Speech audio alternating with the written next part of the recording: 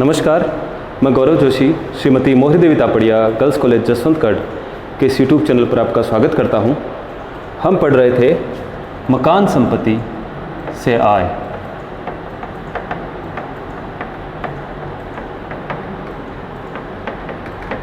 Income from house property. मकान संपत्ति से आय से हमारा तात्पर्य है मकान संपत्ति से किराए की आय। तो हमने पिछली क्लास में डिस्कस किया था कि अगर किसी मकान को किराए पर उठा दिया जाए तो उसके वार्षिक मूल्य की गणना किस प्रकार की जाती है। किराए पर दिए गए मकान के वार्षिक मूल्य की गणना। मकान संपत्ति से आय यानी कि मकान संपत्ति से किराए की आय। तो किराए पर दिए गए मकान के वार्षिक मूल्य की गणना में हमने बात की थी कि एक तो ये देखा जाता है कि उस मकान से, जो किराए पर दिया गया मकान है, उससे क्या किराया अपेक्षित किया जा सकता है, कितना किराया एक्सपेक्ट किया जा सकता है, उसका एक्सपेक्टेड रेंट कितना है। दूसरा, जो वास्तव में जो प्राप्त किराया है, प्राप्य किराया, जो किराया वास्तव में ड्यू हो चुका है या फिर रिसीव हो चुका है, उसकी गणना की जाएगी। और इन दोनों में से जो राशि अधिक होगी वही राशि किराए पर दिए गए मकान का वार्षिक मूल्य कहलाती है। तो एक्सपेक्टेड रेंट में हमने बात की थी कि जो मकान है, अगर कोई मकान संपत्ति है, उससे कितना किराया अपेक्षित होता है, कितना किराया एक्सपेक्ट किया जा सकता है। इसके लिए हमने देखा था कि सबसे पहले एक्सपेक्टेड रेंट की गणना करने के लिए सबसे पहले हम देखेंगे कि मकान की म्युनिसिपल वैल्यू क्या है।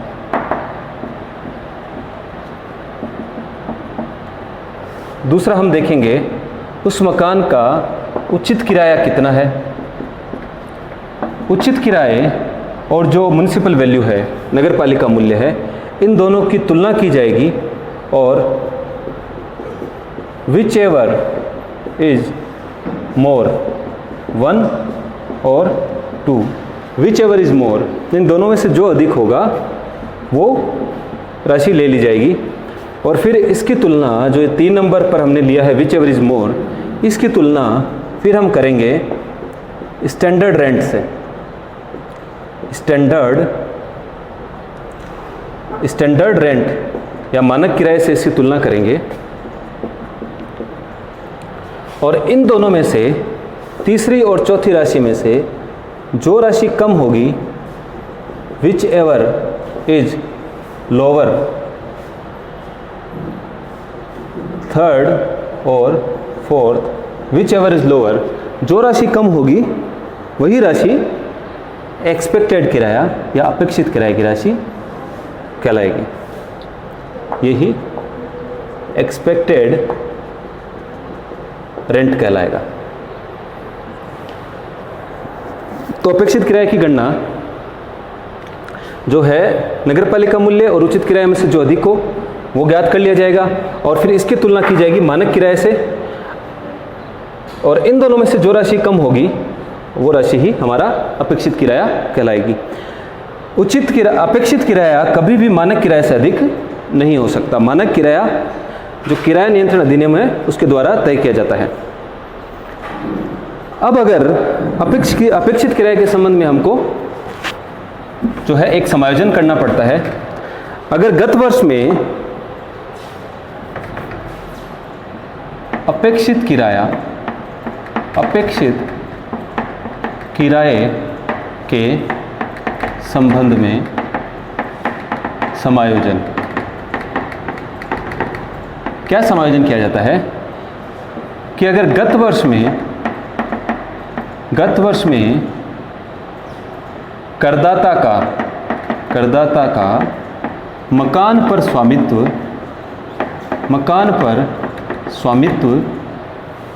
12 माह से कम अवधि के लिए रहा हो तो अपेक्षित किराए की राशि को आनुपातिक रूप से कम कर दिया जाएगा। जो अपेक्षित किराए की गणना हुई है, जो हमने म्युनिसिपल वैल्यू ली है, फेयर रेंट लिया है या फिर स्टैंडर्ड रेंट जो लिया है अपेक्षित किराए की गणना के लिए, वो हमने पूरे वर्ष भर के लिए लिया है, 12 माह की अवधि के लिए लिया है। और इस प्रकार जो हमने एक्सपेक्टेड रेंट ज्ञात किया है इन तीनों राशियों में से, वो जो इन तीनों राशियों के आधार पर जो एक्सपेक्टेड रेंट हमने ज्ञात किया है, वो एक्सपेक्टेड रेंट अपेक्षित किराया हमने 12 माह के लिए ज्ञात किया है। लेकिन अगर गत वर्ष में करदाता का मकान पर स्वामित्व 12 माह से कम अवधि के लिए हो, तो फिर हम अपेक्षित किराया को जो है आनुपातिक रूप से कम कर देते हैं, क्योंकि जब पूरे 12 माह के लिए मकान पर उसका स्वामित्व ही नहीं था करदाता का, तो अपेक्षित किराया 12 माह के लिए लेना उचित नहीं है। तो अपेक्षित किराए में हमको ये जो है समायोजन करना पड़ेगा। अब हम बात करेंगे प्राप्त या प्राप्य किराए की।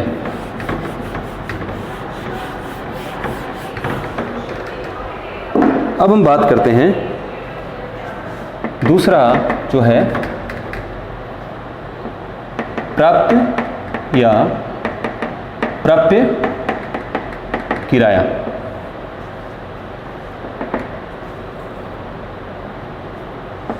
रेंट ड्यू और रिसीवेबल। मान लीजिए कोई मकान संपत्ति है और ये मकान संपत्ति किराए पर उठाई गई है, और अगर किराएदार इस मकान संपत्ति में रह रहा है, इस मकान में निवास करता है और उसने अभी तक किराया नहीं चुकाया है, लेकिन किराया ड्यू हो गया है, वो भी हम जो है वार्षिक मूल्य की गणना में शामिल करते हैं। तो जो किराया ड्यू हो गया है लेकिन अभी तक जिसका भुगतान किराएदार ने नहीं किया है, ऐसा किराया रेंट ड्यू या रेंट रिसीवेबल कहलाता है। और जिस किराए का किराएदार ने भुगतान कर दिया है, वह किराया रेंट रिसीव्ड कहलाता है। तो इसके संबंध में प्राप्त या प्राप्त किराए के संबंध में भी हमको जो है कुछ समायोजन करने होते हैं। पहला समायोजन है, इसके संबंध में भी कुछ समायोजन करने होते हैं। पहला है, गत वर्ष में करदाता का मकान पर स्वामित्व 12 माह से कम अवधि के लिए रहा हो। में करदाता का मकान पर स्वामित्व 12 माह से कम अवधि के लिए रहा हो। अगर गत वर्ष में करदाता का मकान पर स्वामित्व 12 माह से कम अवधि के लिए रहा होगा, तो हमको प्राप्य किराए को भी उतनी अवधि के लिए ही ज्ञात करना होगा जितनी अवधि के लिए करदाता का मकान पर स्वामित्व रहा होगा। प्राप्त या प्राप्य किराए के संबंध में हमको 3 प्रकार के समायोजन करने होते हैं। अगर गत वर्ष में करदाता का मकान पर स्वामित्व 12 माह से कम अवधि के लिए रहा हो, तो हम प्राप्य या प्राप्त किराया पूरे 12 माह के लिए नहीं ज्ञात करते, केवल जितने माह के लिए करदाता का मकान पर स्वामित्व रहा हो उतने माह के लिए ही हम प्राप्त किराए की गणना करते हैं। दूसरा, अगर गत वर्ष में कुछ माह के लिए मकान का प्रयोग स्वयं के निवास के लिए किया हो तथा शेष अवधि के लिए मकान को किराए पर उठाया गया हो, तो हम जो है प्राप्त किराए की गणना केवल जितनी अवधि के लिए मकान को किराए पर उठाया गया हो उतनी अवधि के लिए प्राप्य किराए की गणना करते हैं। तीसरा, अगर प्राप्त किराए में से अगर किसी राशि का भुगतान नहीं हुआ हो, कोई राशि अगर डूब गई हो या फिर जो है किराए की राशि न वसूल होने योग्य हो, तो ऐसी राशि भी हम जो है प्राप्त किराए की राशि में से घटा देते हैं। अब कुछ व्ययों के संबंध में समायोजन है। प्राप्त किराए में से कुछ व्ययों के संबंध में समायोजन किए जाते हैं। प्राप्त या प्राप्य किराए में से व्ययों के संबंध में कुछ समायोजन किए जाते हैं, जिसमें से पहला है, अगर किराएदार द्वारा भू राजस्व या भूमि एवं मकान कर का भुगतान किया गया हो तो किराए की राशि में जोड़ दिया जाता है। भू राजस्व या भूमि एवं मकान कर भुगतान करने का दायित्व जो है मकान मालिक का होता है, लेकिन मकान मालिक के दायित्व का निर्वाह किराएदार द्वारा यहाँ पर किया गया हो तो ये माना जाएगा कि उसने किराएदार ने मकान मालिक के दायित्व का निर्वाह किया है, तो ऐसी राशि किराए की राशि में जोड़ दी जाती है। दूसरा, अगर किराएदार द्वारा मकान की किस्तों का भुगतान किया जाता है, मकान की किस्तों का भुगतान करने का दायित्व मकान मालिक का होता है, लेकिन अगर किराएदार द्वारा मकान की किस्तों का भुगतान कर दिया जाता है तो किस्त की राशि जो है वो किराए की राशि में जोड़ दी जाती है। तीसरा, मकान मालिक द्वारा किराएदार के बिजली, पानी, टेलीफोन आदि के बिलों का भुगतान किया गया हो तो ऐसी राशि किराए में से घटा दी जाती है। तो जो किराएदार के बिजली, पानी, टेलीफोन के बिल हैं उनका भुगतान करने का दायित्व किराएदार स्वयं का होता है, लेकिन अगर मकान मालिक द्वारा किराएदार के बिलों का भुगतान कर दिया जाता है तो ऐसी राशि को फिर किराए में से घटा देते हैं। तो ये कुछ व्ययों के संबंध में समायोजन थे जो प्राप्त या प्राप्य किराए की राशि में से किए जाते हैं। अब हम बात करेंगे कुछ ऐसी राशियां जिनका किसी भी प्रकार का समायोजन करने की आवश्यकता नहीं होती। ऐसी राशियां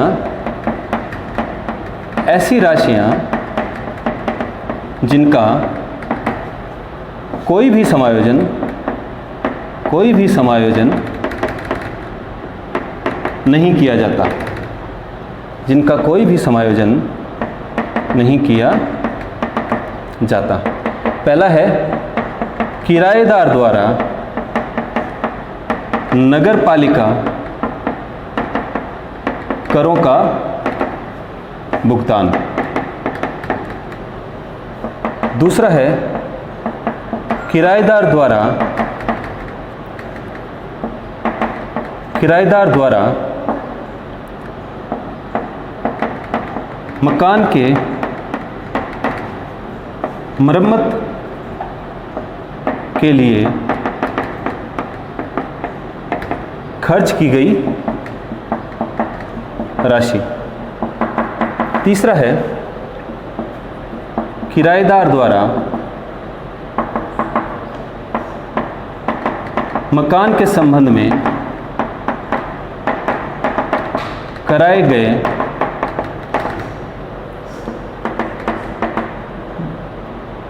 बीमा प्रीमियम की राशि। और चौथा है, किराएदार से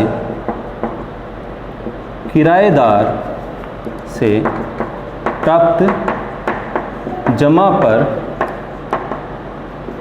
कल्पित ब्याज की राशि। ऐसी कुछ राशियां हैं जिनका किसी भी प्रकार का कोई भी समायोजन प्राप्त या प्राप्य किराए में नहीं किया जाता। अगर किराएदार द्वारा नगरपालिका करों का भुगतान किया गया है तो ऐसी राशि के संबंध में किसी भी प्रकार का जो है समायोजन प्राप्त या प्राप्य किराए में नहीं किया जाता।